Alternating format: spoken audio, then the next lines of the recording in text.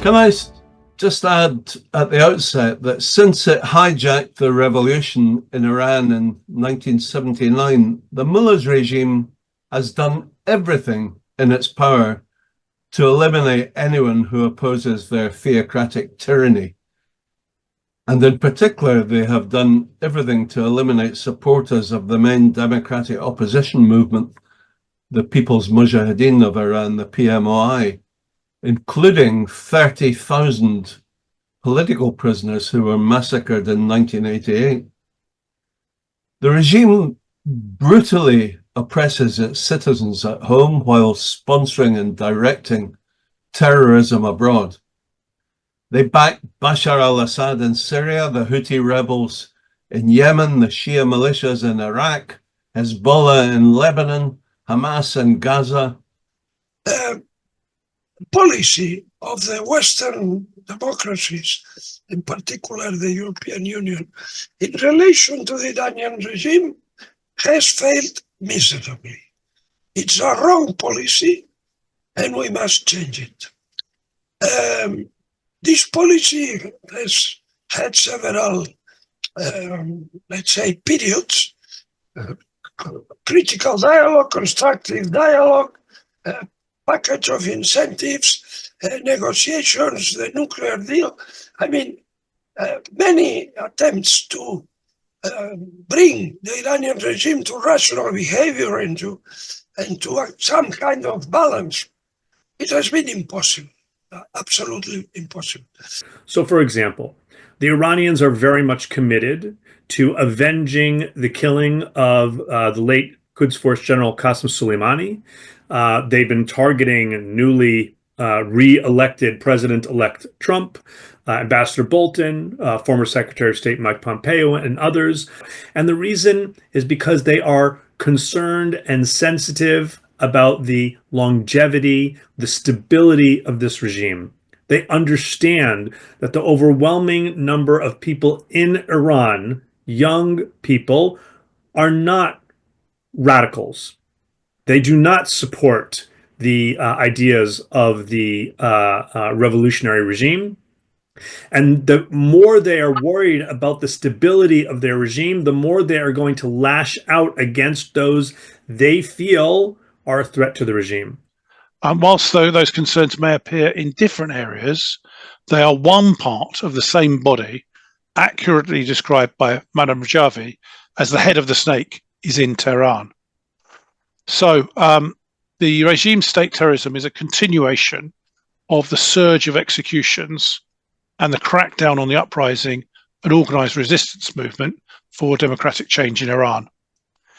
The Islamic Revolutionary Guard Corps, IRGC, stands at the center of this terror and domestic repression, which are the regime's DNA that make up its religious tyranny.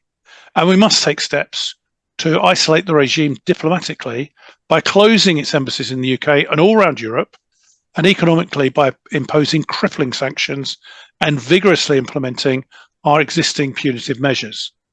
Now, the regime has never been weaker since its inception in 1979 than it is today, and a democratic change in Iran is within reach. The regime is a threat to Europe. The responsibility to remove this threat at its root in Tehran lies with the Iranian people, which are shouldering with the help and guidance of the organized resistance movement led by Madame Rajavi and its resistance units across Iran, despite great personal sacrifice. A new policy that will, above all, recognize the right of the people of Iran, not to be accommodating the mullahs, its dictatorship, its criminal, its terrorism, but we need to support the people. And the only way to support the people of Iran from our side is to recognize the Iranian resistance, and in particular to recognize Miriam Rajavi as its president-elect and to support her and to give exposure to her struggle. And this has to be done officially. She has to be invited to official gatherings in Europe as a head of state. We need to push her fight into another dimension where she is recognized and she is upfront supported by our democracies, because she is the only one that is in Iran capable of fighting for the values and the principles we believe in. The Iranian regime knows how to recognize and how to give priority to their enemies. They understood very well who is really their biggest enemy in the European soil, and you are the one. There is a direct line between the liberation of the mass criminal Assadi, that was convicted to the longest possible sentence for attempting to murder dozens of people, including a lot of prominent leaders of the Western world.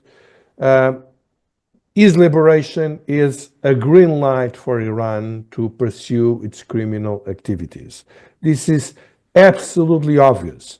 The link is direct, and we should say that those who have been making these shameful deals with the Iranian regime, they are co-responsible for this absolutely outrageous assassination attempt. Thank you all very much for your attendance today.